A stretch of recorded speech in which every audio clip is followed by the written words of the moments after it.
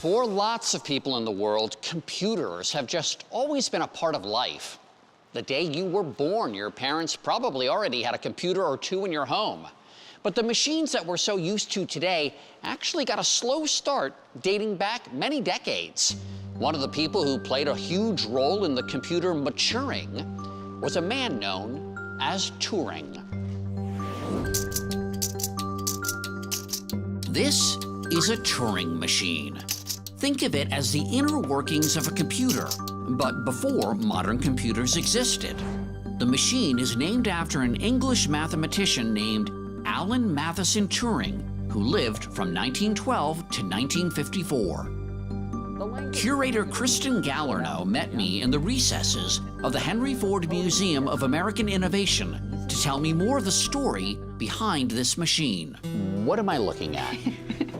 This is a machine called the Totem Tube, and that stands for the only working Turing machine there ever was, probably. Well, it certainly sounds important because Turing was a big deal. Yeah, Alan Turing was a cryptographer, one of the founding people for the discipline we now call computer science, and was just an amazing innovator all around. And a pioneer. Absolutely. And a hero of World War II. Yeah, he helped to crack the Germans' Enigma code using a special sort of machine called the bomb. Now thought of by many as the father of artificial intelligence and computer science, Alan Turing is well known for his code-breaking work during World War II.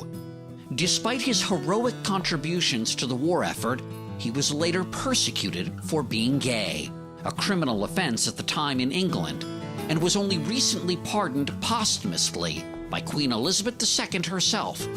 His legacy lives on in both the social fabric of our world and in the fabric of global technological advancement. When you think of how computers work, they work on ones and zeros. If you look at the Turing machine, it has this sort of tape, and it's divided up into these individual cells with ones and zeros and symbols.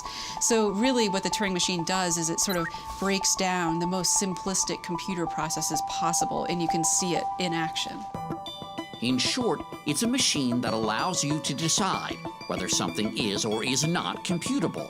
In addition to the tape, the modular machine is also comprised of a reader head and something called a state register. How does it work? So this gray part that you're seeing right here, that's the tape. It's got ones and zeros and a zero with a dash through it, and that basically is the same thing as a space. This is the reader head. This is kind of like the brain of the Turing machine. So it is both reading what's on the tape, and it's also receiving information from this piece over here, which is called the state register. And this is sort of where the program happens. So the program is getting transferred from here and telling the reader head what to do. All right, so let's run it. Okay, let's do it.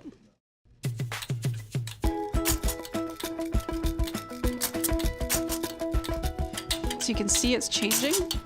That 0 to a 1, that 1 just turned to a 0.